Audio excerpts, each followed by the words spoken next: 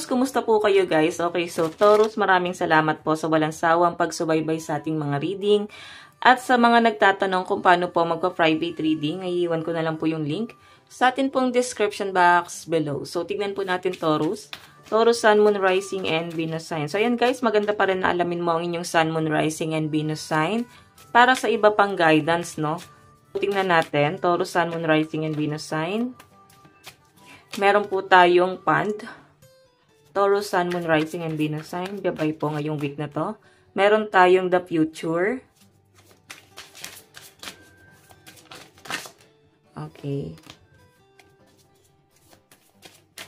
Meron tayong The Dark.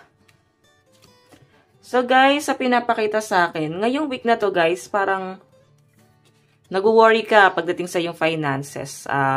Maganda naman yung pasok ng pera ng mga Taurus ngayong week na to. Ang problema lang guys, talagang nakapokus ka sa future mo. Iniisip mo yung stability mo. Ayan no. Iniisip mo na parang ayaw mo nang bumalik doon sa mga negative, no? Ayaw mo nang bumalik doon sa paghihirap na naranasan mo noon. Okay? Ayaw mo na yun balikan. And sa pinapakita sa akin dito guys, ayan, Pand, parang may pag-iipunan ang mga Taurus dito. Kumbaga, ayun nga, stability, security. So, ngayon, parang mas focus ka sa goal mo. O yung iba sa inyo, guys, focus ka talaga dun sa trabaho mo. Okay? Nag-worry nga lang yung iba sa inyo, guys, kasi may The Dark dito. Nag-worry ka lang pagdating sa career mo. Maaring may nangyaring hindi maganda. So, I think, susolusyonan mo naman to guys. Ayan, no? Ang problema lang, siguro iba sa inyo, may nangyari, no? Na parang struggle, tapos hindi mo man lang naipon yung pera mo. Okay, napalabas ka pa ng pera. So, ngayon guys, magiging matalino ka na, since nangyari na sa inyo yung ganitong struggle, mas magiging matalino ka na. The future, ayan o. Okay? Isipin mo yung future. Isipin mo yung kalagayan mo sa future. Taurus. Hindi tayo masyadong muna. Hard. Harsh, ganyan. So, tingnan pa natin Taurus, Sun, Moon, Rising, and Venus sign. Overall energy. Ayusin ko nga to guys. Parang di ayusin. Taurus, Sun, Moon, Rising, and Venus sign. Ayan, pasensya na sa mga sasakyan Taurus, no? Okay. Dalaway nakuha.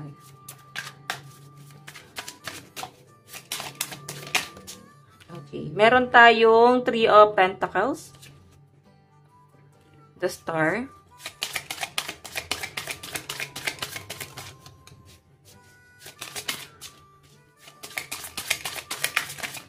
Okay. Meron tayong Four of Swords. Ayan. So guys, Three of Pentacles, the Star, and Four of Swords. Sa pinapakita sa akin dito, Taurus, ngayong week na to, may mga collaboration. So, maaaring may mga kaibigan kang mag-reach out sa inyo. May mga friend ka na para bang hindi mo ina-expect na para biglang may pag-uusap or pagpaplano, may ayun, may pag-uusap nga guys. So, I think may pagkakaayos, no, sa pinapakita sa akin. Four of Swords. Actually, nakaligtaan mo na to eh. Siguro may mga kaibigan ka na hindi mo na ine-expect na mag-reach out pa sa inyo. So, kasi may nandito yung Three of Pentacles. Hindi mo na ine-expect kasi matagal na kayong hindi nag-uusap or maaari naman guys na hindi na nagpapansinan. Hindi naman porke hindi na nagpapansinan ay magkaaway na. Maaring nagpahinga lang talaga kayo, no, sa pinapakita sa akin. So, Four of Swords, sa pinapakita sa akin dito, Taurus, ayan, no, nagpahinga lang, di ba? Okay, hindi lang talaga kayo gano'n nag-bonding before. So, yung iba sa inyo guys, talagang nagkaroon or nag-focus kayo sa kanya-kanyang responsibility. Okay, so tignan pa natin guys. Ano po itong Pand? Taurus, Sun, Moon, Rising, and Venus sign. Meron tayong Temperance. So, maaari may pinagdadaanan yung iba sa inyo guys. Ayan no. Maaring hindi ka talaga naging handa, no? Hindi ka nakapag-ipon ng pera, nagkaroon ng problema pagdating sa pera. Kasi nandito yung Five of Pentacles. Siguro nahihirapan kayo ngayon kasi nagkaroon talaga kayo ng problema. Ayan, may paghihirap. Meron ka mga bayarin na dapat kailangan mong bayaran. Yun nga lang guys, wala na kayo guys ipon. Wala na kayong pera. Yung iba sa inyo guys, kung may pera, sobrang sapat lang, no? May mga nagkakasakit pa. May nakikita akong parang may mag-aayos pa ng requirements, parang papamedical. Yun nga lang guys, kapos na sa pera. Ayan no, maakit pa sa korte. Pwedeng may aayusin pa sa court. Okay, so may mga attorney pa ako nararamdaman this week, no? So, kung ano man to guys, kayo na nakakaalam nito. Pero yan nga, nandyan kasi yung Five of Pentacles. I think, ayan, hindi ka naging handa. Hindi ka nakapag-ipon. So, sabi nga rito guys, lagi mong iisipin yung mangyayari bukas. Ano yung mga consequences ng mga action mo. Hindi ka naging handa, no? Nagpadala ka sa bugso ng damdamin. Tignan natin ano tong the future. Ano po yung the future? Meron tayong Three of Wands. Meron tayong Seven of Wands and Five of Wands. Actually, Taurus ngayon iniisip mo kung ano yung mangyayari sa future. Ang gulo na ng isip mo. Okay?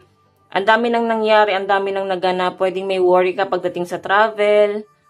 May pag-aantay kang ginagawa dito. Iniisip mo kung ano yung mangyayari. Paano mo ipapaliwanag ang mga bagay-bagay. Paano mo sasabihin sa ibang tao kung ano yung pinagdadaanan mo. May gulo na nangyari dito guys. Okay? Hindi ka naging handa sa pinapakita sa akin. So, Taurus ngayon, naguguluhan ka. Okay? Ngayong week na to, dala-dala mo pa rin siya. Hindi madali sa'yo, Taurus, na ma-overcome yung mga problema mo ngayong week na to, no? Ayan, buksan ko lang to. So, sa malinaw na pinapakita sa akin dito, guys, pwedeng may problemang nangyari or pwedeng maaayusin ka na visa or may inaantay ka na ma-release na papers para makapag-travel ka na. Iniisip mo yung trabaho mo kasi, pwedeng ngayon hindi ka makapag-isip. Ganon. Iniisip mo pero parang di mo alam kung paano susolusyonan, guys. Kasi nandito na. Okay, so tingnan natin. Ayan o. Kaya nga like ko sinasabi guys, bago gumawa ng action, pag-isipang mabuti muna, no? Huwag magpapadala sa damdamin, no? Laging iisipin kung ano yung consequences ng mga action. So, tingnan pa natin, ano tong the dark. Meron tayong strength. Okay, Knight of Cups and meron tayong ano ba to? Eight of Swords. Okay? So, sa pinapakita sa akin, may offer naman sa inyo. Meron ka namang plano. Lalo na kung ang worry mo is pagdating sa trabaho. Meron ka namang plano dito, guys. Ngayon, yung nagpabagsak sa'yo, pwedeng yung love life mo yung nagpahina sa'yo. Ito yung dahilan kung bakit nagkadaletse-letse yung buhay mo. Or ito yung dahilan kung bakit parang nasira yung diskarte mo sa buhay. Handa mo nang alisan yan, guys. Handa mo nang alisan. So, the strength, mas kailangan mo palakasin yung loob mo ngayong week na to. Parang wala naman ibang gagawa niyan kundi ikaw. Okay? So, ngayon, ang dami nangyari and I think nagkaroon din talaga ng yung mga Taurus, no? Nagkaroon kayo ng mga parang suicidal thoughts. Iba na yung takbo ng isip niyo talaga, guys. Okay? So, hayan. Titignan pa natin love advice. Meron po tayong free yourself. Ito, palayain mo yung sarili mo. Sabi ko sa'yo, di ba? Yung love life mo, yung nagpahina, nagpabagsak sa inyo, guys. Ngayon, meron kang plano dito. And sinasabi dito na mag-focus ka muna sa goal mo. Kasi, babagsak ka na naman. Pag inisip mo na naman yung taong binabaliwala ka, meron tayong let go of control issues. So, kung hindi mo siya kayang i-let go, ayusin mo yung relationship nyo, guys.